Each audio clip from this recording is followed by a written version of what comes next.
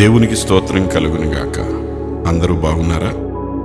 మన ఎదుటివారు మారిపోతే పరిస్థితులన్నీ చక్కబడతాయి అని మనం అనుకుంటాం. అంతేకాదు, అలాగనే ప్రార్థన చేస్తాం. కానీ పరిస్థితులు సరిచేయబడాలంటే దేవుడు మన దృష్టితో కాదు, తన దృష్టితోనే దృష్టిస్తాడు. పరిస్థితులు చక్కబడాలంటే ఏం మార్పులు జరగాలో మనకంటే ఆయనకే బాగా తెలుసు.